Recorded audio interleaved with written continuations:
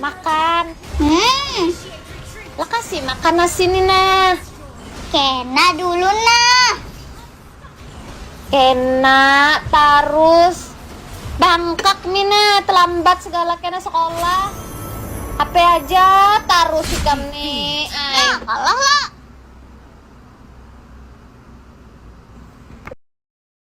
Nah, teman-teman, kami di sini akan membahas tentang permasalahan anak-anak yang kecanduan bermain HP. Penggunaan HP di kalangan anak-anak meningkat pesat dalam beberapa tahun terakhir dengan banyaknya anak-anak menghabiskan waktu berjam-jam untuk bermain game, menonton video, atau berselanjut di media sosial. Kebiasaan ini telah berkembang menjadi kecanduan yang memengaruhi perkembangan fisik, psikologis, dan sosial anak. Kecanduan HP menjadi tantangan serius bagi dunia pendidikan dan parenting, karena dapat berdampak pada jangka panjang seperti penurunan kemampuan berpikir kritis, gangguan emosi, dan kesulitan bersosialisasi.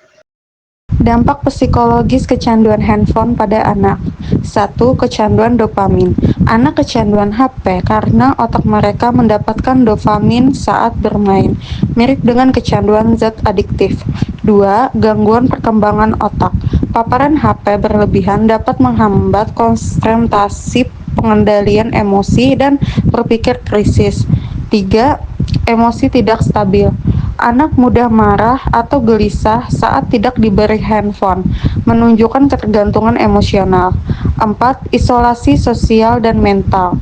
Terlalu fokus pada dunia digital bisa menimbulkan kesepian, kecemasan, hingga depresi. 5. Gangguan identitas. Anak cenderung menyerap nilai dan media digital bukan dari interaksi nyata yang menghambat pembentukan kepribadian. 6. Lemahnya kemampuan mengatasi masalah.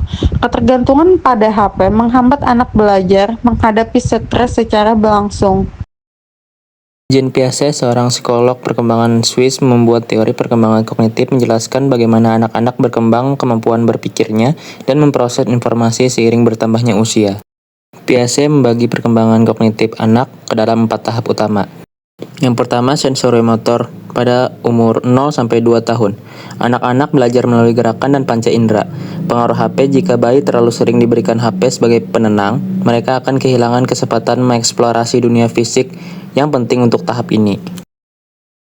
2. Tahap praoperasional. Pada umur 2-7 tahun, anak mulai menggunakan simbol, kata, gambar, dan masih banyak berpikir secara egosentris dan belum logis. Pengaruh HP. HP bisa membatasi eksplorasi simbolik aktif seperti bermain peran dan menggambar, karena anak lebih pasif menyerap informasi dari layar.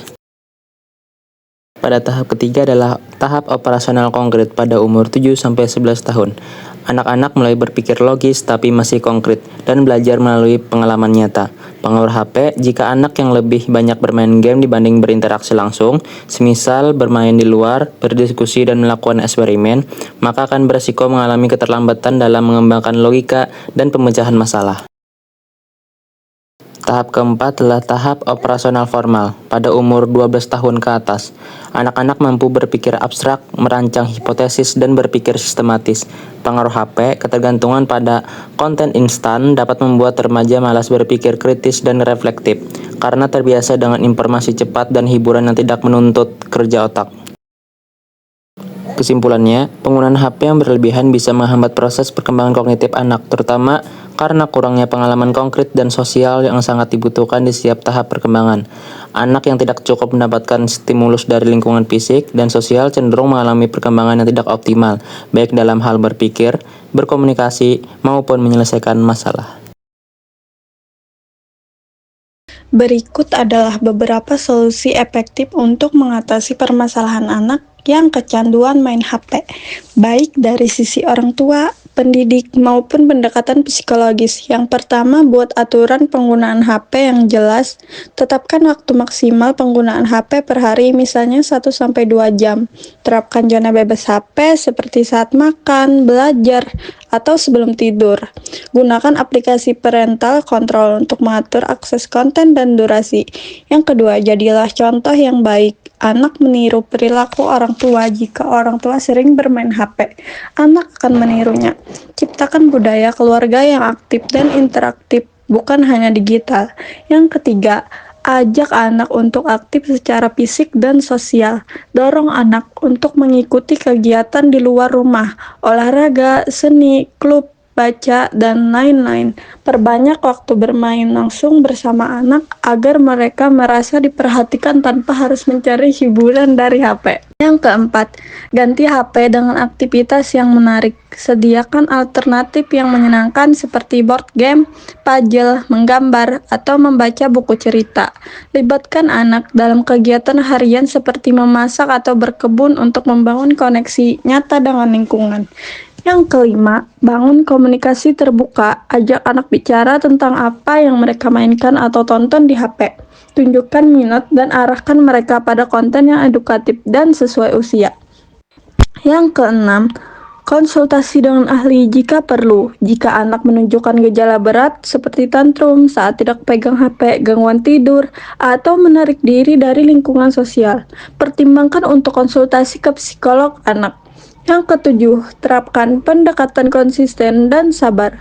Perubahan tidak bisa instan. Yang terpenting adalah konsistensi, dukungan emosional, dan pendekatan yang tidak bersifat menghukum, tapi mendidik. Mana apa buat di kambing? main. Oh, tapi juga ada ada juga. Tergantung boleh itu kadanya. Ini nah HP buat di seorang atau HP kau tambahkan? HP seorang.